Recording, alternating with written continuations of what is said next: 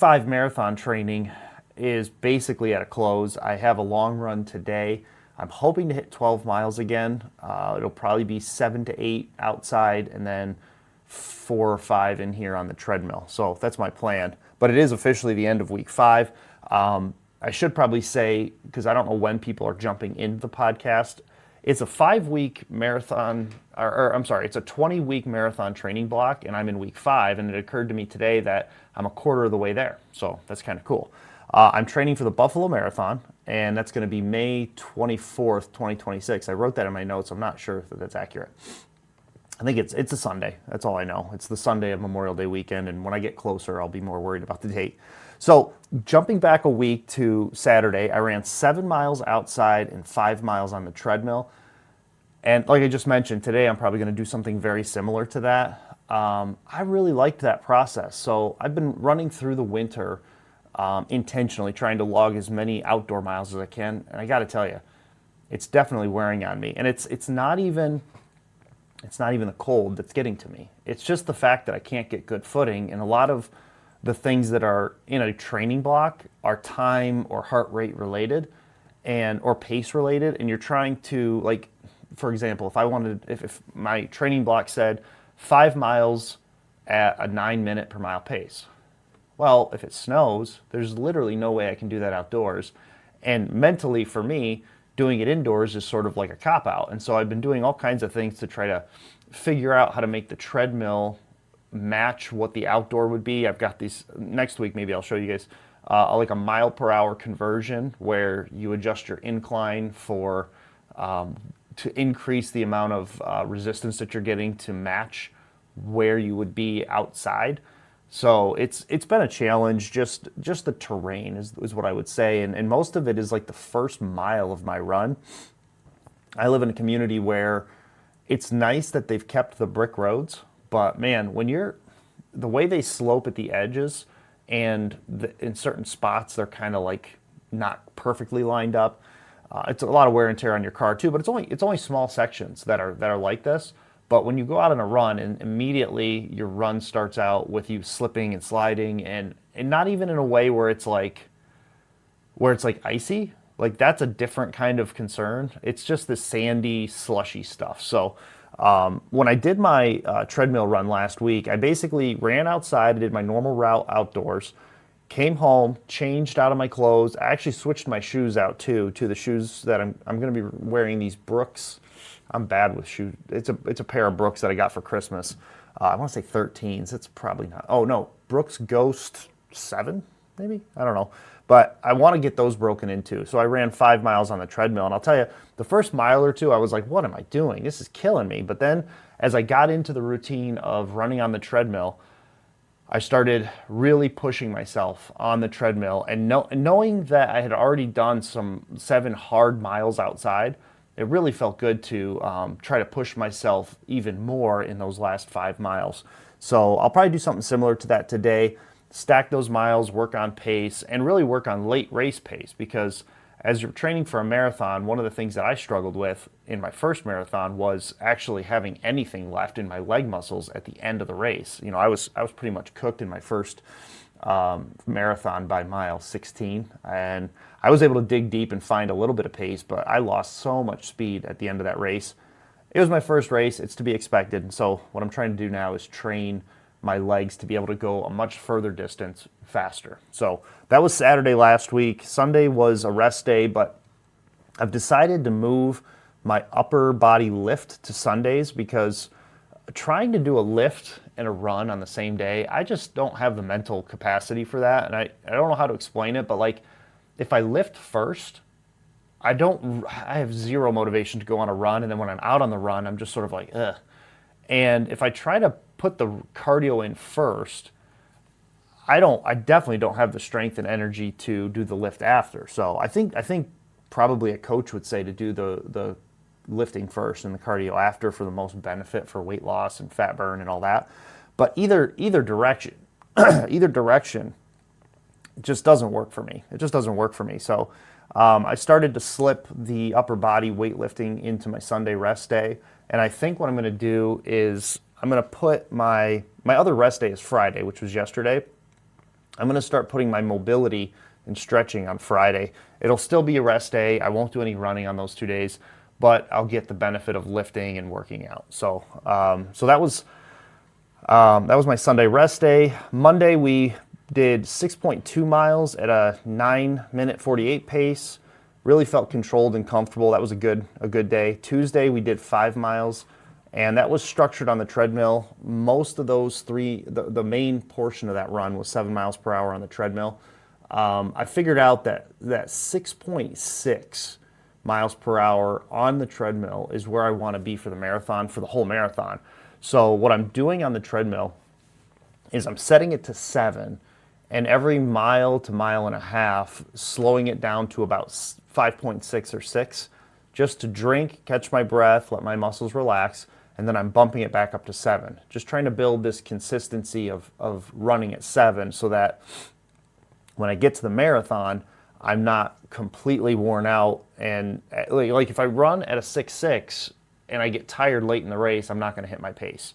So I'm trying to push a little further beyond that 6.6 on the treadmill, which is, I forget, I have a conversion chart that I'm literally looking at right now, and I just don't want to get up and get it. So Wednesday, I did some leg lifts. If you've never used monkey feet, highly recommend it if you're not like a gym goer. I don't like to go to the gym myself. Monkey feet are great. They're expensive. I think they're like 100, I don't know what they are now, honestly. I bought mine a couple of years ago.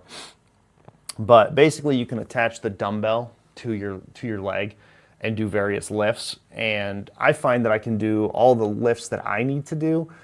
And the weights don't correlate. So what I mean by that is a 10-pound monkey feet lift doesn't sound like a whole lot because you're doing legs, but man, it's different. It's different than trying to use your core and the rest of your body to help your leg. It really isolates the muscles that you're working on and only uses those muscles. So highly recommend that. Just check it out. I actually got that recommended to me through Joe Rogan's podcast, and I really enjoy using them. It for some reason, I have a mental roadblock on those, where the day that I have to do them, it just feels like an extra step, where like with dumbbells, you just lift them and use them. The monkey feet, you do have to strap the dumbbell in and then strap that to your foot. So it's not that big of a deal. It's just one of those excuses that goes through your head like, oh, I'm going to have to get the monkey feet out and strap them on. And it's just like, once you get over that hump, it's fine. But in the meantime, it's hard to get over that hump. So Thursday it was actually supposed to be a 7-mile training run, and everything about it went wrong. I posted about this a little bit on Instagram, so that's why I'm chuckling. So whenever I do a run that's anywhere from 7 to 15 miles in a training block, anything that I would consider long, which is over a quarter marathon, I try to go to the bathroom and make sure that everything's good to go before I go out, if it's going to last an hour to 2 hours long. So went to the bathroom, thought we were good to go, and I'm like a mile and a half into this run, which I was actually looking forward to. I hadn't done a good outdoor long run in a couple of days, and I was like, yeah, this is good. And also this week's been good in the sense that I've been able to hit my plan. Like I have a plan. I mean, here's my plan, right? I've been able to hit most of my lifting and running goals this week.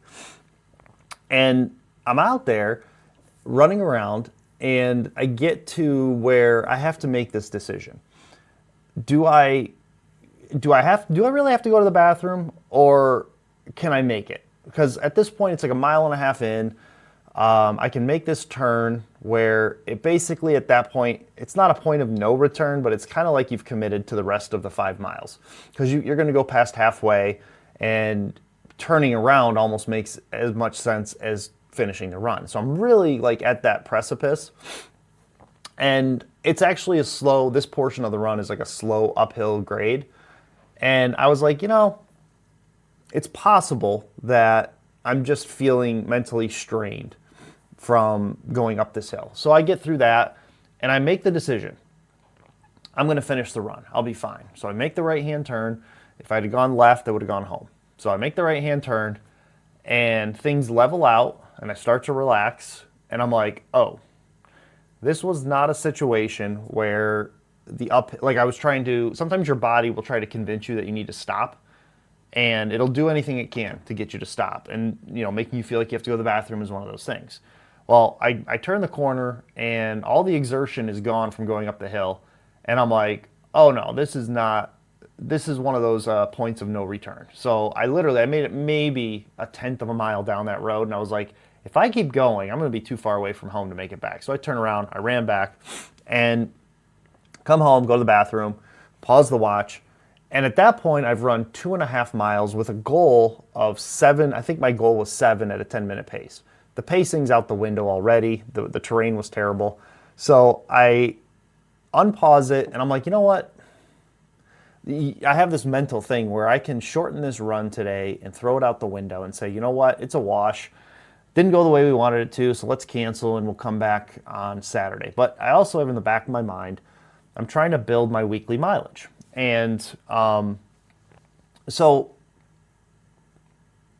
in order to hit 30 miles this week, which is my goal, I kind of needed at least 7 on Thursday. And now that I'm back at my house to start all over again, there's no nice way to get just 7. If I do a shorter, like a 5K route, I'll end up with 5. If I decide to go just restart that route that I was on, I'm going to end up in the 9 range. And I said, you know what? The whole point, particularly of the marathon training block, is to get me stronger at longer distances. So I decided I'm just going to not worry about pace so much at this point and just log miles. And I'm glad I did. I ended up going 9 miles. Strava said it was 8.88. I think my watch said 8.95. But I'm glad I did, because at the end of it, I was very stiff, but not sore. I wasn't in a lot of pain. And I think that's good. I think if I hadn't done those miles, I wouldn't know where I was at and how I was progressing. Over the last 3 weeks, as I've increased my mileage, I have noticed that my pain for the most part is subsiding. And that's good because I've actually been increasing my distance. And we're only, like I said, we're 5 weeks into a 20-week training block. Today, I have a little bit of soreness in my right calf, but nothing, I'll stretch it out, we'll go for the run, we'll be fine. Nothing crazy. So I'm feeling like this training block is giving me enough time for my body to get used to these longer distances. And we'll find out today, because I'm going to go run, like I said, 10 to 12, somewhere in that range. But I do feel like the choices that I'm making, like instead of making that shorter run, making it a longer run, doing half my long runs inside and half outside, I do think that those choices are benefiting me this training block. So as we get later into the training block and my mileage gets longer, we'll see if that continues to be the case. But right now, I'm pretty happy with it. So tomorrow it's a rest day. I'm going to do my upper body lift, and we'll be completing week 5 of the marathon training. So that's where we're at this week. No quit, no quit, no quit. Building their wall, while they talk about us, all they talk about us. Educated, experienced, still not credible. So we embraced it. Now we're uncredible.